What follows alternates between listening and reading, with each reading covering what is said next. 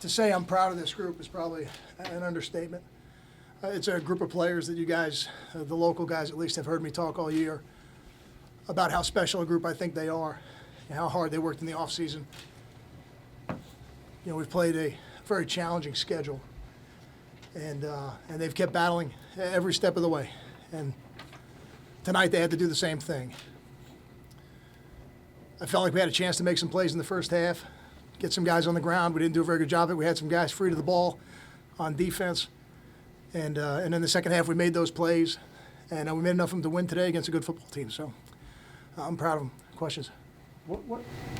How do you explain the difference in the defense from the first half to the second? Maryland's got talented football players, and it's really just a step here, a fit there, a wrap up on a tackle, wrapping and rolling instead of being up top and getting stiff-armed.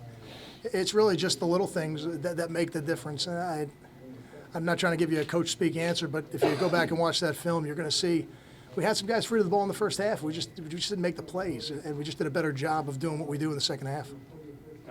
We've talked a lot about what Gary's legacy was going to be at Rutgers. Do you think he defined it in that 17-minute span where he led you guys back? Not for me. Not for me. Because to me, Gary has done a lot in his career at Rutgers. He'll go down as one of the all-time greats, before this game was ever played. Does this add to it? I think it certainly adds to it, but I don't think that this game defines Gary, but I think it's a great example of what he is and a great example of what he's done for our program. I didn't realize it was the largest comeback in the history of the program. I didn't know that till after the game, but it doesn't surprise me that Gary would be involved in that. Can you talk about what you saw in that last stand? Obviously, you gave up the fumble and made the 2 stops on the 3rd and 4th and short. Yeah, it was a great job by our defense of really bowing their neck and making a play, and you could see it. Robert was really disappointed that he put that ball on the ground, and I told him, I grabbed him right away, and I said, Robert, you're going to be a big part of the reason why we win this game tonight. And I didn't know it was going to be with the defense stopping him in 4 downs, but the defense was telling Robert the same thing. Don't worry about it. We'll get the stop. So if they believed going on the field that they could get the stop and help us win that game, and like I said, they're a good football team. So it was going to take everything we had to win this one. Were there any fires? Kyle, to your right. When you look for a turning point, is there one? Is it roughing the punter? Is it a touchdown at the end of the head? What do you look at? I think that drive, and then the drive to start the second half, that's a 14-point swing that kind of gets the ball rolling. Without that, I don't know if we would have had enough time to come back. But that's probably the turning point in the game for us was those 2 drives, the end of the first half and then the start of the second half with the kick return, and then 3 plays later we're in the end zone. So that created some momentum for us within the game. Any fiery speeches at halftime? What did you tell the team? I told the team at halftime what I told them before the game. I said we're going to empty the tank, and this is game 12 for us, and we came down here to empty the tank and give them everything we had, and we certainly made the corrections and talked about all the things we could do better.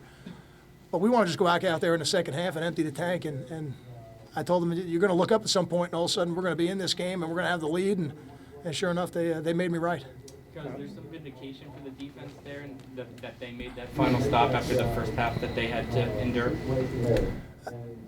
I'm not sure what you mean by vindication, because I think, that to me, this defense plays very hard week in and week out. And have the results every week for us this year been what we wanted? No, they haven't. But I've never doubted how much they want to, and I've never doubted their effort. And that was the same tonight, even in the first half. We did make some plays. We had some opportunities. We didn't make them. But in the second half, we did. So to me, they didn't need vindication. I've been proud of them all season long. But I think it's exciting for them because everybody enjoys success. They had a lot more success in the second half. Kyle, the fact that these are the 2 new teams in the conference and play this game is sort of classic kind of football game. What does that mean, and how would you summarize quickly, obviously, the entry of Rutgers and Maryland this year into the Big Ten? I don't know if I'm the person who should be speaking for Maryland, but I can tell you that when we were brought in at Rutgers, I felt we were a perfect fit for the Big Ten. Both from a football standpoint, 9 bowl games in 10 years. From an academic standpoint, we've achieved very high, whether you look at us from an APR standard or a GSR standard, however you look at it. I think our culture, academically and athletically, fits the culture of the Big Ten. So I thought we were a good fit going in. I expected this team to be playing in the postseason. We will be playing in the postseason. Do we have a lot of things we need to work on as a football team? Sure we do. Yeah, and we'll address those in the offseason. But I'm really proud of our first impression. I said all along that first impressions in life matter. I think we've made a pretty good first impression at Rutgers. Coach, can you talk about the running game? Even when you were down, it seemed like you never got away from him. How key was that? I think it's important. You don't want to be one-dimensional. I think it makes it very hard on your linemen up front if you become one-dimensional and just throw the ball every down, and you have to put up with the blitzes and the pass rush. And looking at the statistics at halftime, we actually were pretty effective running the football. Both Josh and Robert had a good first half, so we felt like we could still mix those in and have good plays, and those guys have given us a chance to break the big one and just give Gary enough opportunities to push the ball down the field. And I think Jay told me that we have 3 receivers over 100 yards. Yep. So I'm not sure if we've ever done that before. So guys were catching the ball for him too. What did you see from Maryland on film defensively that led you to believe you can get Janarian underneath on a lot of routes and everything? That's just a matter of Gary reading out his progressions. It's not a play where you say, okay, on this play we're going to throw it to Janarian on a crossing route. We've had those crossing routes built in most of the season, and the coverage dictated that it allowed us to get the ball there. And Janarian did a nice job tonight catching the ball. I don't know if he had a drop on the evening. Kyle, now that it's come and gone, what do you think? What were Ralph's emotions before or after the game? What can you tell us? What do you think it meant to him? I've learned a lot, from Ralph. You're going to have a chance to talk to him. We're going to bring him in after this. But I've learned a lot from Ralph all year. And what I'll take away from this week for the rest of my career is, Ralph didn't want to talk about himself. He wanted it to be about the game. He wanted it to be about the game plan. He didn't want it to be about Ralph Friedgen. And he's the truest sense of the word when you say professional that you can have. We're very fortunate to have him on our staff. Tibbs was a lot on the road recruiting Monday as a staff. Off the big, 7-5. What does it mean? Winning always helps.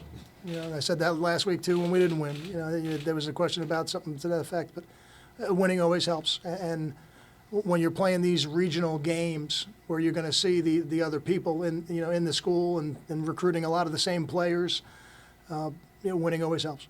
I have time for 2 more. I asked you at halftime, what was the speech like at the end of the game? For me, I didn't give any speeches at the end of the game. I let Ralph talk to the team. I'll talk to him when we get back to the locker room. This is really his night. He won't say that, but I'll say it. Overall, Kyle, what is it for this team to hang in there down 35-10 when what's happened in other games like this? I mean, what does it say about the character of that group? For me, it just confirms how I felt about this group all along. And even in some of the games where we weren't able to come back, I never felt like there was any quit. The effort level was excellent, and I've been proud of the effort level all year. And for me now in this game, what they found out is if you continue to play with that kind of effort, good things will happen, and for the rest of their lives, or at least I don't know if I want to do it again anytime soon. They'll be able to say they were part of the biggest comeback in the history of the program. And when you coach at the birthplace of college football, that's a lot of football games. Thanks, Kyle. Thank you.